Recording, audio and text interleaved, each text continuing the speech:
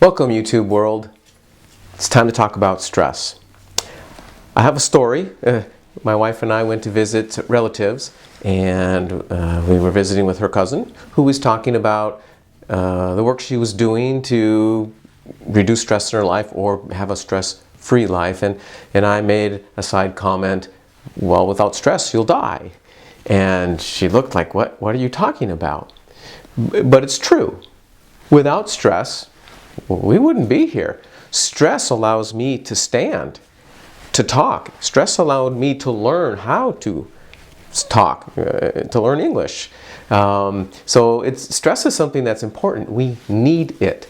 I think it might be more helpful for us to redefine stress. Not redefine it, because it has a definition, but I think that definition has gotten skewed as stress equals bad. Stress equals unhealthy. And that's simply not true. Stress is really a word that talks about a workload. So when I stand up, I'm putting a workload on my body. I'm causing stress to my body. And my body then adapts to it. Neuroplasticity of the brain, adapting, changing to what it gets exposed to. My muscles, heart, lungs, the same thing. So implying that to training as a distance runner, whether you're running 5K, 10Ks, half marathon, marathons, whatever, when you go for a run, you're putting your body under stress. And the research now is coming out from my understanding, and it's out there. You've probably all have heard it.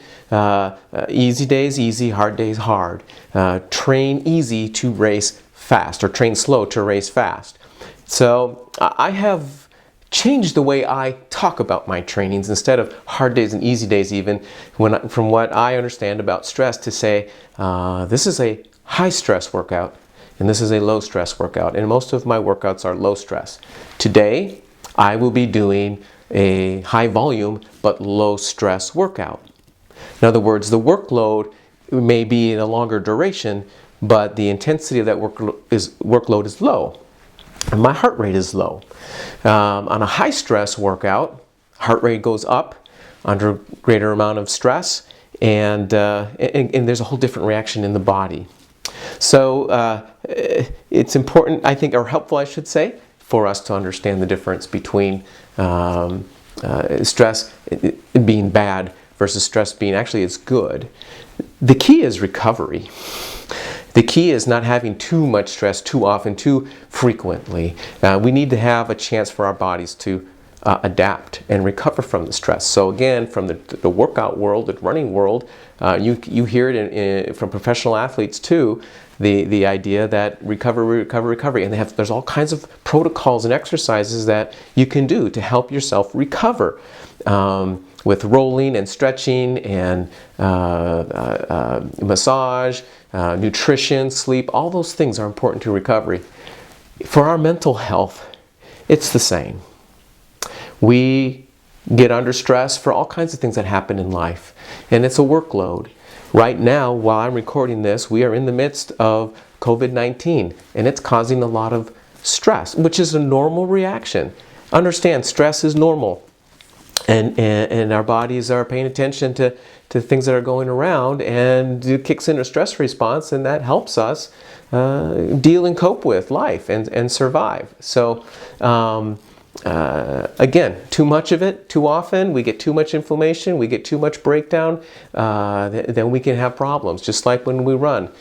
Overtraining, or as I like to call it, a recovery deficit, is going to lead to injury, illness, sickness, and it's the same thing when the stress load in our lives doesn't have enough recovery with it. Then we can have problems with our bodies. So there are videos linked below in this YouTube channel that provide exercises that you can do to help your brain recover from stress and even lower the impact of stress, because that's what our training does too. When we practice certain things, running 5 miles is much more stress on the body for a beginning runner than it is for somebody who's used to running 8 or 10 miles. And then when you do a 5-mile run at a low stress pace, it's not stressful hardly at all. So that's the idea around this. So I hope you find those helpful, and we talk about ways again to activate the rest and digest part of the brain. That's the recovery part, and to tap down the flight, fight, and freeze part, the stress response, when our brain thinks things are in danger. We're going to talk more about what gets that kicked off and such, so that we can be aware of what's going on, be mindful. So hey, click on those videos within this YouTube channel. You can go search through it. We got videos on different things you can do for breathing and relaxation and building neuroplasticity in your brain, so that you are better at recognizing when you're under stress. And hopefully that they will be helpful. But again, just like in running and training, where you need to be frequent and consistent in the work you do as your body adapts, this is no different.